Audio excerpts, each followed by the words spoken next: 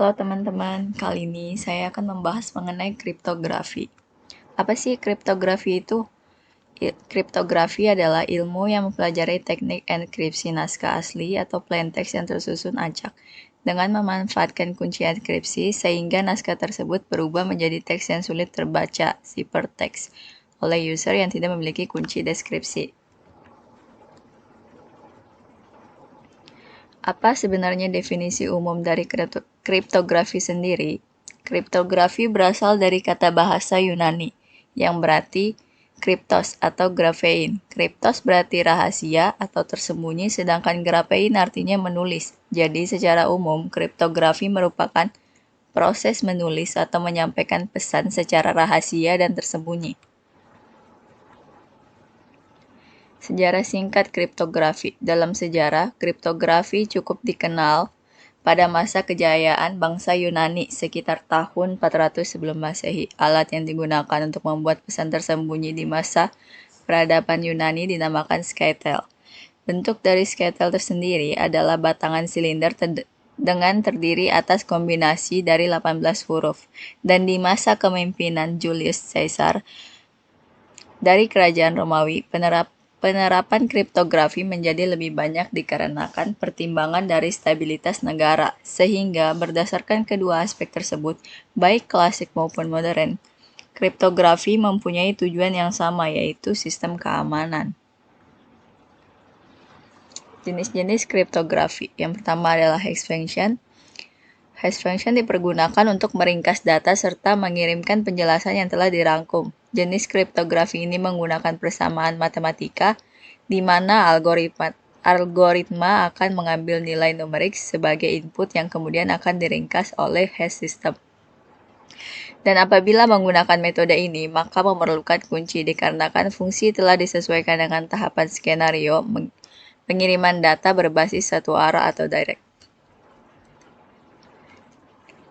Yang kedua, public key cryptography. Public key cryptography adalah konsep perlindungan data yang bersifat revolusioner dalam kurung waktu 300 hingga 400 tahun terakhir, di mana istilah ini sering disebut dengan kunci publik.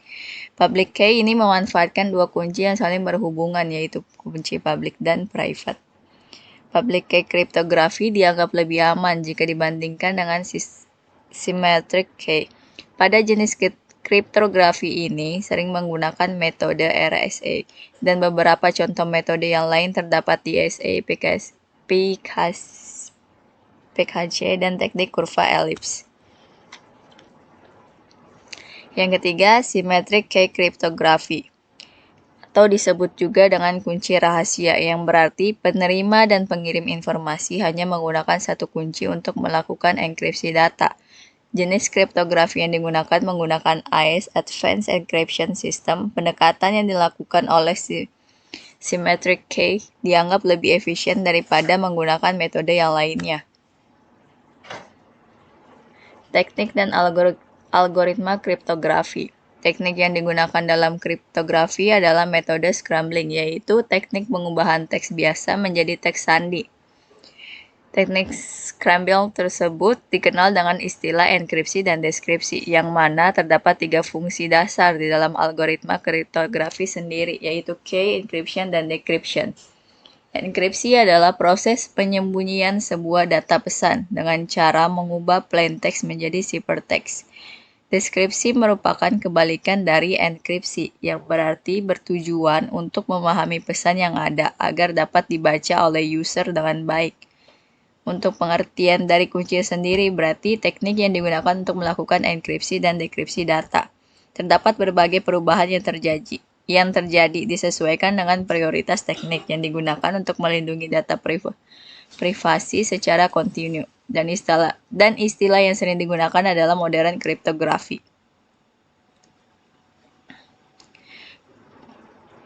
Modern kriptografi itu terdiri dari beberapa. Yang pertama, authentication. Autentikasi merupakan proses di mana pengirim dan penerima dapat mengetahui identitas dari masing-masing sumber data yang digunakan. Yang kedua, confidentiality. yaitu fitur informasi yang terlindungi di mana apabila ada pihak atau user yang mengakses, sistem tidak dapat diproses atau terkendala dalam hak akses atau wewenang. Yang ketiga, integrity atau integritas merupakan fitur di mana pihak pengirim dan penerima tidak dapat merubah data tanpa sepengetahuan kedua belah pihak yang bersangkutan. Yang keempat, non-repudiation merupakan keadaan di mana pengirim dan penerima tidak dapat menyangkal atau mencegah tujuannya untuk mengubah atau menciptakan sebuah informasi. Sebelum kita praktek, jadi kesimpulan kriptografi tersendiri itu adalah teknik menyampaikan pesan secara tersembunyi dengan memanfaatkan fitur enkripsi data. Sistem kriptografi ini juga dapat digunakan untuk keamanan data pengguna, sehingga saat mengakses informasi pada jaringan internet, data pengguna lebih aman, tetap terjaga dari adanya spamming atau peretasan informasi secara ilegal. Selanjutnya kita praktek. Yang pertama, pastikan kalian udah menginstal XAMPP ya. Di sini berhubung saya sudah menginstal, jadi tinggal dibuka aja aplikasinya. Terus kita klik start, dan tunggu sampai di sini statusnya berubah jadi running. Setelah itu, karena di sini saya udah mengkopas kodenya, jadi kita tinggal running aja. Sebelum itu, file dari codingan ini saya taruh di XAMPP, terus pilih folder htdocs. Terus di sini saya buat folder kriptografi karena kan ini kan membahas tentang kriptografi ya. Nah, ini nama filenya hash. Terus habis itu kita ke web. Kita klik localhost.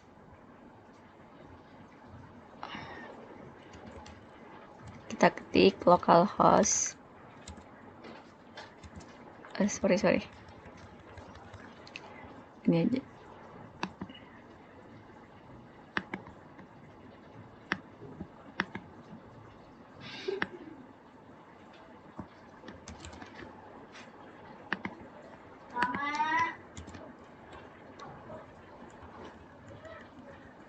Kita ketikkan ini di browser. localhost/cryptography/hashpap. Kriptografi ini nama folder dari sini. Yang ini, terus hashnya ini nama filenya. Terus kita running.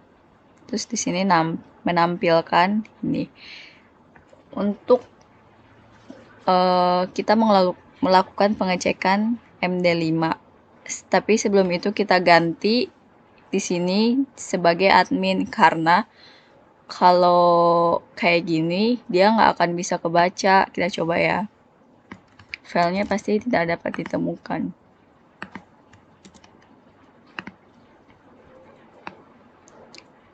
Tuh, database tidak ada. Nah, kita ubah dulu jadi admin.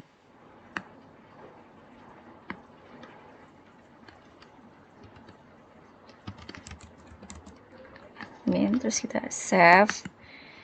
Terus di sini kita reload, berubah jadi admin. Terus habis itu kita copy lagi.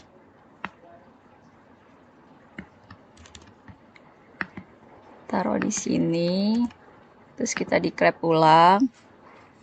Nah, datanya ketemu ya sebagai admin. Sekian praktek dari saya. Selamat malam.